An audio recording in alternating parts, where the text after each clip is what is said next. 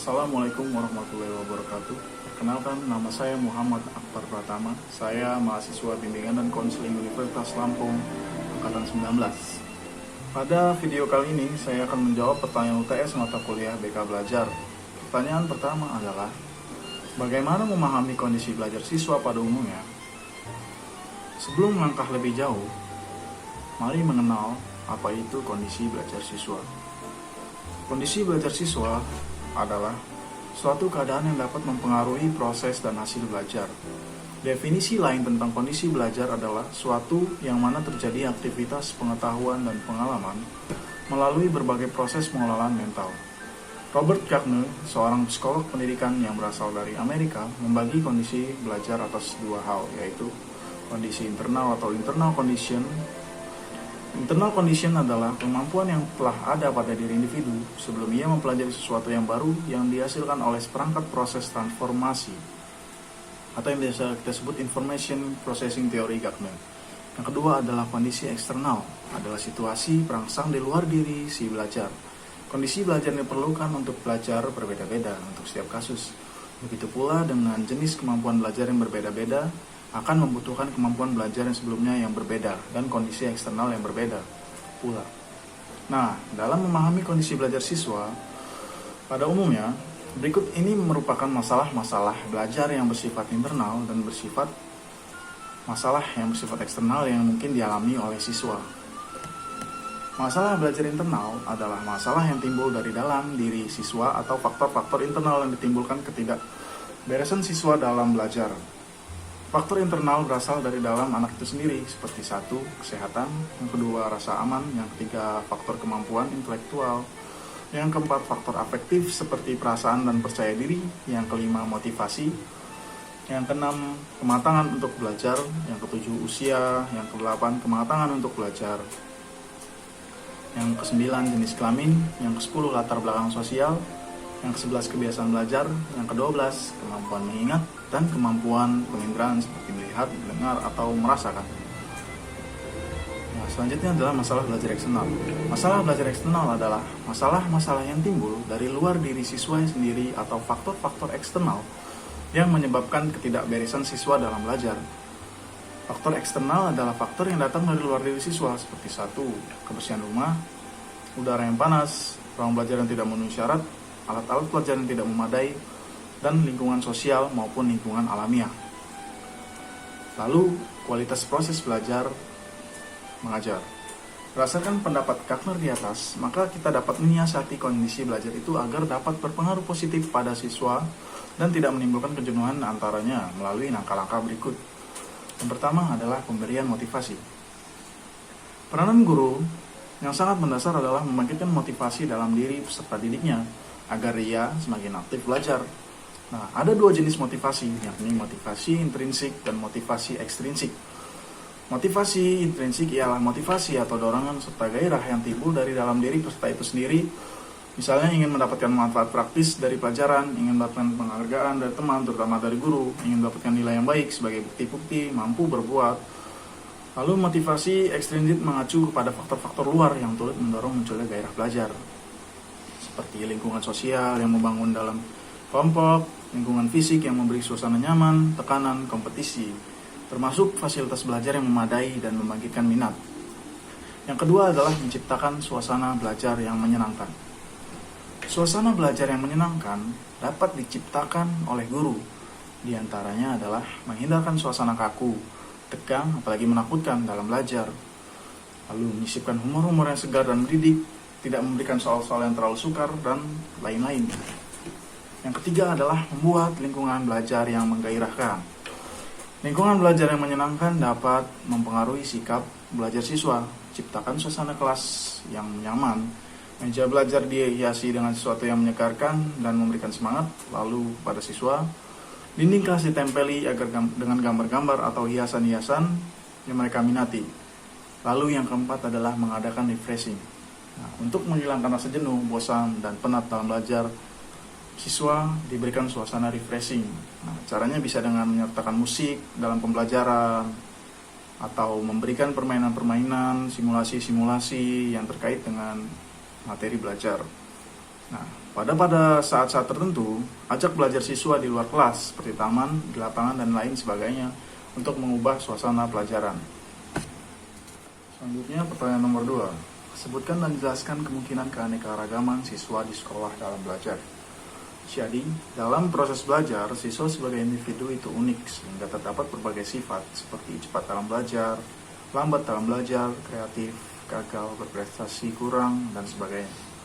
Semua itu terjadi karena latar belakang keunikan individu masing-masing siswa. Melihat hal ini, pastilah terjadi kemungkinan terjadinya keanekaragaman siswa dalam belajar.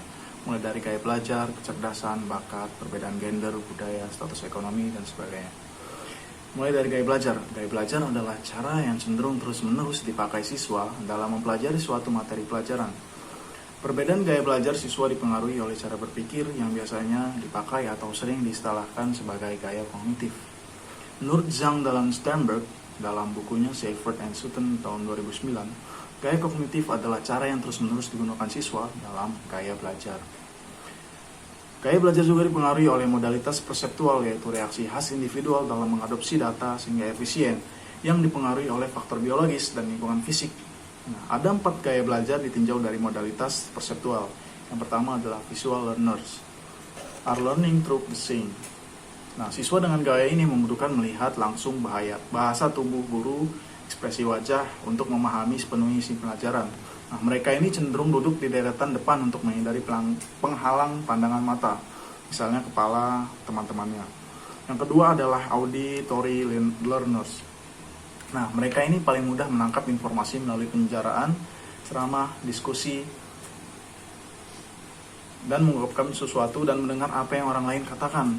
Nah, siswa dengan modalitas auditory ini menginterpretasi arti pembicaraan dengan mendengarkan suara, nada, kecepatan, dan intonasi.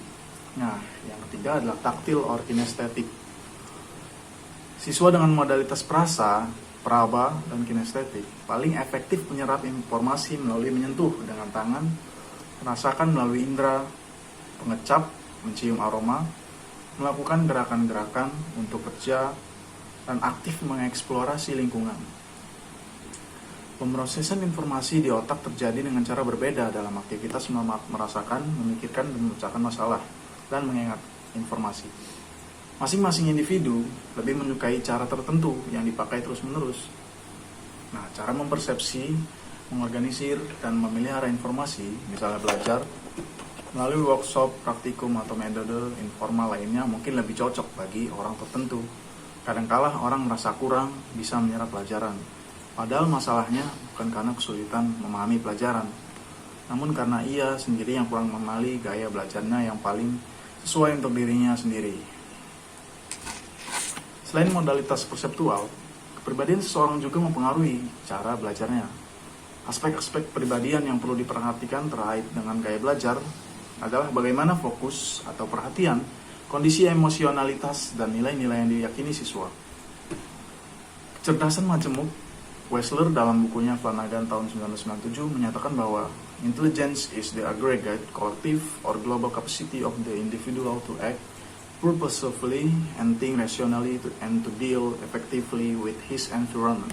Yang artinya adalah kecerdasan adalah keseluruhan kapasitas kolektif atau individu untuk bertindak dengan sengaja, berpikir rasional, dan menangani lingkungannya secara efektif. Seiring dengan perkembangan zaman, konsep intelijensi berkembang hingga Howard Gardner mengemukakan 8 jenis kecerdasan. Akhir-akhir ini ditambahkan 1 kecerdasan lagi sehingga total menjadi 9. 9 kecerdasan dapat disingkat menjadi Slim and Bile, yaitu A. Spatial Intelligence atau kecerdasan spasial, yaitu kemampuan membayangkan dan memanipulasi objek yang terdapat di lingkungan. Yang kedua adalah linguistic intelligence atau kecerdasan bahasa, yaitu kemampuan untuk menggunakan bahasa dengan baik. Yang selanjutnya adalah intrapersonal intelligence atau kecerdasan intrapersonal, yaitu sensitivitas seseorang terhadap pikiran dan perasaannya sendiri. Yang selanjutnya adalah musical intelligence atau kecerdasan musik, yaitu kemampuan menciptakan dan memahami musik. Yang selanjutnya adalah naturalis intelligence atau kecerdasan naturalis, yaitu sensitivitas terhadap perbedaan karakteristik dan pola lingkungan alam. Yang selanjutnya adalah bodily kinesthetic intelligence atau kecerdasan tubuh, gerak tubuh, yaitu keseimbangan tubuh yang baik, koordinasi tubuh yang baik ketika menari atau senam. Yang selanjutnya adalah interpersonal intelligence atau kecerdasan interpersonal, yaitu kemampuan untuk membedakan perasaan dan pikiran orang lain melalui petunjuk nonverbal. Mereka bisa merasakan perasaan orang lain dan menangkap pesan yang terselip atau implisit dari pernyataan eksplisit orang lain. Nah, selanjutnya adalah logical mathematical intelligence atau kecerdasan logika matematis, yaitu keterampilan berpikir logis, memberikan alasan menggunakan matematika, memecahkan soal matematika dengan gampang, akurat, dan mengembangkan serta menguji hipotesis dengan baik. Nah, selanjutnya adalah existential intelligence atau kecerdasan eksistensial. Kecerdasan eksistensial yaitu sensitivitas seseorang terhadap pertanyaan mendasar mengenai siapa dan apa tujuan hidupnya di dunia. Lalu selanjutnya adalah ada bakat. Bakat ini adalah tujuan pendidikan, pada dasarnya mendidikan lingkungan yang dapat memupuk potensi peserta didik. Tugas para pendidik adalah melakukan upaya untuk mengali dan mengembangkan bakat peserta didik. Nah, untuk itu, maka calon pendidik perlu mendapatkan bekal mengenai konsep keterbakatan ini. Nah, potensi yang dimaksud adalah meliputi potensi yang bersifat umum dan bersifat khusus. Potensi yang umum mengacu pada kecerdasan, sementara itu potensi khusus merujuk pada keberbakatan. Nah, selanjutnya adalah perbedaan gender. Meskipun tampaknya sederhana, perbedaan gender perlu dipahami oleh guru agar dapat mencapai tujuan pembelajaran dengan baik. Murid laki-laki memiliki karakteristik yang berbeda dengan perempuan. Nah, misalnya, cara berpikir siswa laki-laki itu berbeda dengan murid perempuan. Lalu, namun nggak menutup kemungkinan bahwa karakteristik gender dapat dipertukarkan. Perbedaan mereka ini sendiri tampak dari kekuatan fisik, perkembangan psikoseksual, minat belajar pada bidang perlainan, ketekunan, penelitian, kecenderungan metode pembelajaran yang lebih sesuai untuk masing-masing jenis gender mereka sendiri, dan seterusnya.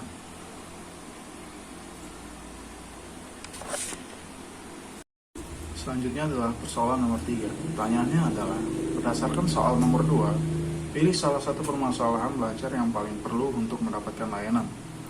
Kemudian, pilihlah salah satu teknik atau strategi bimbingan berserta alasannya. Jadi, berdasarkan jawaban saya pada nomor 2, menurut saya, permasalahan yang cukup penting untuk dituntaskan adalah permasalahan status sosial ekonomi peserta didik. Karena status ekonomi orang tua berpengaruh pada kondisi pendidikan seorang individu. Dengan adanya fenomena tersebut, maka pelaksanaan bimbingan dan konseling di sekolah itu harus banyak melibatkan berbagai pihak di sekolah. Karena fenomena yang terjadi meliputi banyak masalah pribadi siswa dan lingkungan sosial keluarga. Guru bimbingan dan konseling memberikan layanan bimbingan dan konseling secara menyeluruh, optimal, dan berkelanjutan.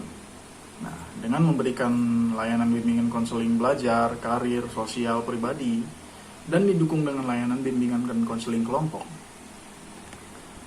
konseling individu, dan home visit, sehingga siswa merasa dirinya lebih baik, mampu mengatasi masalahnya sendiri, dan lebih mampu mengembangkan potensi yang ada dalam diri mereka untuk mencapai keberhasilan pendidikan di sekolah maupun di luar sekolah. Selanjutnya beralih ke soal keempat. Pertanyaannya adalah, faktor-faktor apa saja yang mempengaruhi efektivitas dari pelaksanaan BK belajar di sekolah? Menurut Praetno tahun 1998 pada halaman 185, yang mempengaruhi keberhasilan terlaksananya pelayanan bimbingan dan konseling adalah perlu diperhatikannya hal-hal sebagai berikut: tenaga, sarana dan prasarana, waktu, kerjasama, suasana profesional, dan dana. Yang pertama adalah tenaga. Tenaga utama dalam layanan bimbingan dan konseling adalah guru bimbingan dan konseling yang merupakan tenaga profesional. Tenaga ini hendaklah memiliki modal personal dan modal profesional yang dapat diandalkan untuk tugas-tugas profesinya. Selanjutnya adalah sarana. Sarana yang diperlukan untuk penunjang pelayanan bimbingan dan konseling seperti alat pengumpul data, baik tes maupun non-tes, alat penyimpanan data khususnya dalam bentuk himpunan data, kelengkapan penunjang teknis seperti data, informasi, paket bimbingan, alat bantu bimbingan, perlengkapan administrasi seperti tulis-menulis, format rencana satuan layanan, dan kegiatan pendukung serta belangko laporan kegiatan. Yang selanjutnya adalah prasarana. Nah, prasarana pokok yang diperlukan adalah ruangan yang cukup memadai serta perabotannya. Ruangan ini hendaknya ditata sedemikian rupa sehingga di satu segi para siswa yang berkunjung ke ruangan tersebut merasa senang, dan di sisi lain di ruangan tersebut dapat dilaksanakannya layanan dan kegiatan bimbingan lainnya sesuai dengan asas-asas dan kode etik bimbingan dan konseling. Yang selanjutnya adalah waktu. Penyelenggaraan pelayanan bimbingan dan konseling memerlukan waktu yang cukup. Oleh karena itu, perlunya disediakan waktu dan kesempatan yang memadai bagi terselenggaranya segenap jenis layanan bimbingan dan konseling dengan berbagai hal kegiatan pendukungnya itu. Selanjutnya adalah kerjasama. Pelayanan bimbingan dan konseling yang efektif memerlukan kerjasama semua pihak yang berkepentingan dengan kesuksesan pelayanan itu. Nah, kerjasama antar personil sekolah dengan tugas dan peran masing-masing dalam pelayanan bimbingan dan konseling adalah sangat vital. Yang selanjutnya adalah suasana profesional. Pelayanan bimbingan dan konseling adalah pelayanan profesional, sehingga pelaksanaannya memerlukan suasana profesional. Suasana ini akan terwujud apabila para pelaksananya adalah tenaga profesional dan kegiatannya dilandasi oleh asas-asas serta kode etik profesional. Yang selanjutnya adalah hal yang terpenting, yaitu dana. Dana diperlukan bagi penyediaan sarana dan prasarana yang memadai, juga untuk keperluan lain seperti perlengkapan, administrasi, kunjungan rumah, dan penyusunan laporan kegiatan. Tanpa dana, hal-hal lainnya akan sulit untuk dilakukan. Selanjutnya adalah soal terakhir. Pertanyaannya adalah, ada beberapa faktor yang bisa mempengaruhi prestasi belajar siswa. Apakah siswa harus memiliki semua faktor yang mendukung untuk memperoleh prestasi yang baik? Jelaskan. Oke. Jadi menurut Narwoto, bahwa prestasi merupakan hasil usaha yang dilakukan dalam menghasilkan perubahan-perubahan yang dinyatakan dalam bentuk simbol untuk menunjukkan kemampuan pencapaian dalam hasil belajar. Pengetahuan, pengalaman, dan keterampilan yang diperoleh akan membentuk kepribadian siswa itu sendiri, memperluas kepribadian siswa, memperluas wawasan kehidupan, serta meningkatkan kemampuan siswa. Sedangkan menurut Slamet menyatakan ada beberapa faktor yang mempengaruhi prestasi belajar siswa. Di antaranya adalah faktor internal dan faktor eksternal. Yang pertama, faktor internal. Faktor internal adalah faktor yang berasal dari diri siswa sendiri. Faktor-faktor ini terdiri dari, yang pertama adalah kecerdasan atau intelijensi. Yang kedua adalah faktor jasmaniah atau faktor fisiologis. Yang ketiga adalah sikap. Yang keempat adalah minat. 5 bakat. 6 motivasi. Selanjutnya adalah faktor eksternal. Faktor eksternal sendiri adalah faktor yang berasal dari luar siswa itu sendiri. Faktor-faktor ini terdiri dari 1. Keadaan keluarga, keadaan sekolah, lingkungan, masyarakat. Nah, berdasarkan penjabaran di atas, menurut saya sendiri, kalau ingin memiliki prestasi yang baik, maka keseluruhan faktor-faktor ini sangat diperlukan bagi siswa untuk mendukung prestasi yang baik. Kenapa saya bilang begitu? Misalkan, jika suatu individu yang dikatakan memiliki kecerdasan yang tinggi, tapi dia tidak memiliki kondisi jasmani yang kurang baik, maka hal itu pasti akan sangat berpengaruh kepada prestasi si individu itu sendiri. Walaupun dia pintar tapi tidak memiliki kondisi jasmani yang baik, pastilah akan menimbulkan masalah yang lain seperti ejekan dari teman dan sebagainya. Belum lagi faktor eksternal seperti keadaan keluarga di rumah. Walaupun individu tersebut pintar tapi mengalami sesuatu yang kurang mengenakan di rumah, pastilah itu sangat mempengaruhi individu tersebut dalam meraih prestasi. Maka dari itu, saya simpulkan penting untuk memenuhi segala faktor penunjang untuk meningkatkan prestasi belajar siswa. Sekian jawaban UTS dari saya. Saya ucapkan terima kasih untuk teman-teman dan dosen tercinta saya. Terima kasih.